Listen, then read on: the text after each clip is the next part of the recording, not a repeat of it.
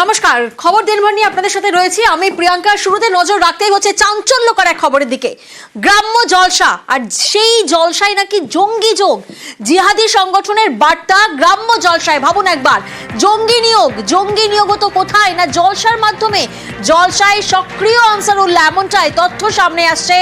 জলসায় জঙ্গি যোগ, গ্রাম্য জলসায় জিহাদি সংগঠনের বার্তা দেওয়া হতো, জঙ্গি নিয়োগ করা হতো জলসার মাধ্যমে। সক্রিয় আনসারুল্লাহ, জলসায় খিলাফতের ডাক, জঙ্গি নেতা মোহাম্মদ সাবের।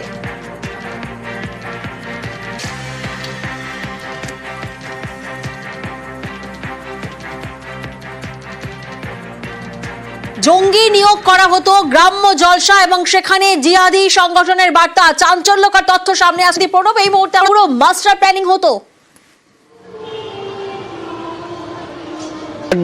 হলো আসামের এসটিএফ এর হাতে একের পর এক জঙ্গি ধরা পড়ছে, আর সেই জঙ্গিদেরকে জিজ্ঞাসাবাদ করে কিন্তু প্রচুর পরিমাণে তথ্য পাচ্ছেন তদন্তকারীরা। এবং এই যে সাবরাদি বা মোহাম্মদ সাব, তাকে জিজ্ঞাসাবাদ করে এবং তার ফোন থেকে ঘেটে কিন্তু প্রচুর তথ্য পেয়েছে। এবং গ্রাম্য যে সমস্ত জলসা হতো সেই সমস্ত জলসাতে এই যে জেহাদি বার্তা, সেই বার্তাগুলো দেওয়া হতো, সেই ধরনের তথ্য কিন্তু পেয়েছে। মুর্শিদাবাদ এবং আশেপাশের জেলাতে এই সাবরাদি কিন্তু বিভিন্ন জালসাতে যেত এবং সেখান থেকেই কিন্তু তাদের এর যে জেহাদি বার্তা, সেই বার্তাগুলো কিন্তু দেয়া হতো। এবং তদন্তকারীরা মনে করছে এর জাল কিন্তু অনেক দূর পর্যন্ত বিস্তৃত এবং তারা যে রিক্রুটমেন্ট, সেই রিক্রুটমেন্টের কাজও চালাতো।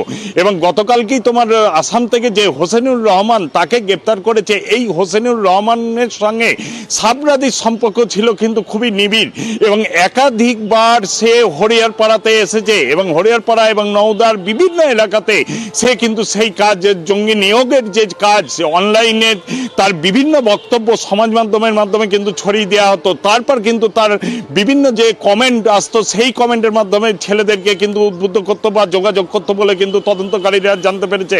এবং এই হোসেনুর রহমান তোমার যে একেবারে, অর্থাৎ এই জলসা, গ্রাম্য জলসা, তার মাধ্যমেই জঙ্গি নিয়োগ। তবে এখানেই শেষ নয়।